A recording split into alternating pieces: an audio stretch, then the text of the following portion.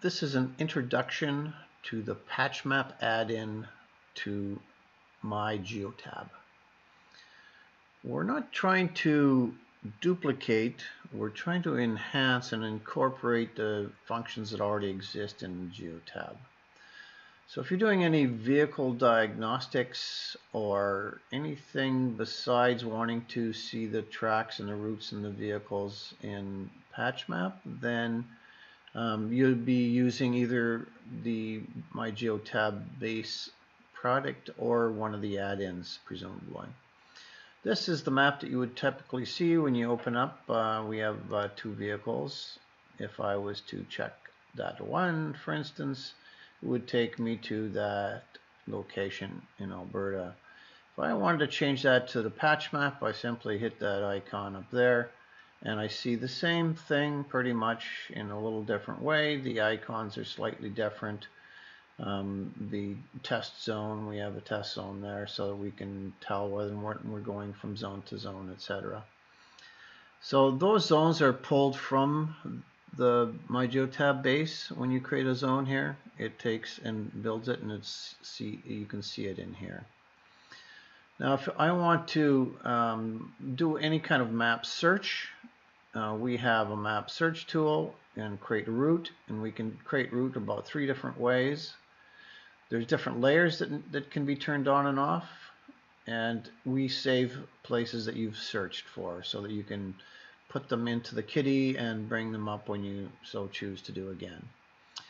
When I do a search here, you'll notice that I have both the Dominion Land Survey System, also known as the LSD, and PNG for petroleum natural gas, which is this is a subset of the old National Topographic Series maps, the old green ones.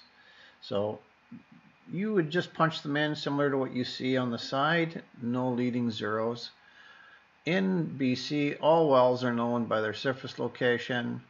In Alberta, Saskatchewan, there's also a bottom hole, which is essentially the UWI, the Unique Wide Well Identifier. In the LSD, you can type in pretty much anything you want here. Let's say I wanted to go to a multipad. I just happen to know one. 7 to 20, 61.5 west of the 6th. And I can use a tab to go between these for convenience. If I search for this, you'll notice that it comes up with several. If I scroll down, they got different names. Some of them are same names here, and some of them are different.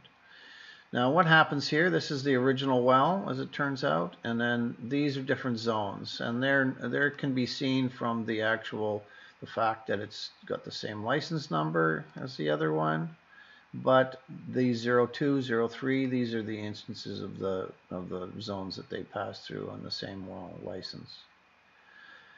All of this is in here for your convenience more than anything else. I can save this directly to a saved place, which would then put us into this, and you can see I've already done that once.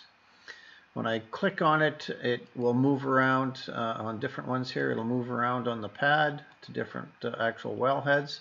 So pretty convenient if you're doing pretty much anything to do with instrumentation or something that's unique to that particular wellhead itself, and not the lease in general.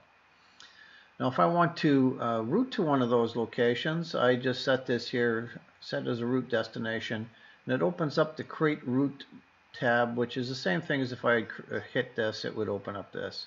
Now it doesn't say from where yet. So for instance, if it was my office, I would say, well, from my Skybase office. It fills that in.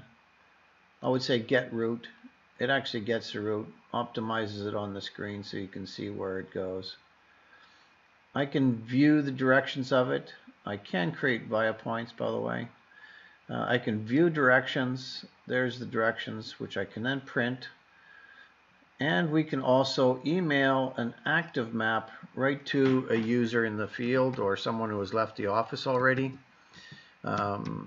Or perhaps you want to do this in reverse and send them an ERP, Emergency Response Plan data. So if I press send here, the server actually sends it, lets you know that it has been sent, And this is the result here of the email. It tells me that it tells me where it came from, date and time, from where to where, which is changeable, but we didn't bother. You can see here it's got range road names, Weyerhaeuser, and radio frequencies attached to the road are also in there. Everything that you need, including the total distance, time that it takes to get there. So if you're doing some planning, then that's how you do it. In here you can write a message, and that was part of the capabilities. You could type in a message so that they would know, something specific that they needed to be able to identify. You'll notice here it says view route. So if you were to hit that, that's the sort of active map part of it. If on a cell phone, it would be shaped something like this. And I can turn on and off the satellite imagery in the background, zoom in and out with the buttons, or just with a pinch zoom. And I can zoom right in. All the data, as long as you have an internet connection, all the data is there. Now, if you hit this button, keep vessel visible, well, you can see where you are on this yellow line as you drive down the road. So you can verify that you are on the right path, even if all of this big back-end map, if you go outside of cellular, you might start losing parts of that. The yellow line will still be there, so you can tell whether you're on the correct route all the way into location, internet connection or not. We call that active map. Think it's a pretty kick-ass way of getting things done. Now, the create route is essentially what I've already done. That's all it did. It activates that.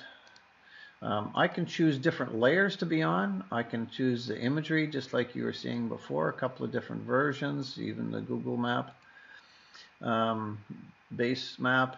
Or I can also add overlays, such as road bands and drilling rigs and highway cameras, and even the LSD grid has been requested, and we created it. Now, you'll notice there's a bunch of stuff on the screen now, and if this icon here is obviously a rig, anything that's under 30 days since it's spudded is going to be green. Between 30 and 60 is gray. We're not trying to be the last information on the wells rigs, but we just want you, if it's there, to be able to get there very quickly and set it as a destination. And I just say, well, take me there now instead, and it figures out how to get there. New directions, same as you saw before. Now, what if we wanted to route, and we found out that on that route there is a restriction? Now, this isn't quite on the same route, but let's say it was this one here. You'll notice what happens is it's color-coded based on the restrictions, and in this case, it's the County of Grand Prairie that put a 50% restriction on. Now, if you had to drive down that road and you needed to get a permit, you simply hit this button here. Actually takes you to province and states permitting with a fillable PDF, which you could either print off or send to them directly to the info@provincestate.com. Now, if you wanted to see, I guess my overlay is turned off. Also, the highway cameras as an example. You could go into each camera and view the image from that camera. Recently, the Alberta 511 has changed a bit. We're going to add some more capabilities to this because the API is quite complete. But for now, you'll get a picture of what the weather looks like there. And this is across Western Canada. So it's not just Alberta. We've got it in Saskatchewan. We've got it all over BC. So it should be pretty handy to be able to do that for kind of the weather circumstances. Very handy, we think, anyways. Now, this could be enhanced in the future to do other things too. So this isn't sort of the end of everything, but basically this is how it gets done. Now, if I was to go into this vehicle here in Alberta and I want to see what the trips are like, or to get a route directly, to get route would take it from where the vehicle is now to a location automatically from wherever it is. So that means you can do ETAs. If they're driving down the road, you can just find out where they are, get a route to the end location, and you would immediately have the ETA. If you're looking into the past and you want to see what's going on or what has been going on, I can just get all the trips for the last few days. You can see I lit everything up here for several days. And if I click on this, you'll notice that the route comes on, or the driving path, and in a similar way, all the speeds are along that route normal. If you want to learn more, you just click on the route, and it shows a little more detailed information. In fact, that it ended in a test in a zone, and then it started in an LSD, and it just pulls that right from the base data in our geo database. If I want to see what the speed violations might have been, it actually processes it separately and then highlights in yellow what the speed differences were. So at this little stretch there, 7 kilometers over speed. We're not trying to within the each particular unit itself, you can put speed variations on there where it's going to notify the driver as an example, and where it's going to trigger an alarm. We leave that clean. This is just going straight to the speeds that we have in our road data set and telling you then what the overspeed of the actual limit is. You make the calls from there. So it's not really going to be used very effectively unless you have some mechanism to sort of if you get given the guy, let's say 10 kilometers overspeed from the limit, then that would have to be dialed in. At any rate, that's essentially how all of that stuff works, and I think that's probably for the bulk of what you need to know to get the job done here. We'll talk to you again sometime soon.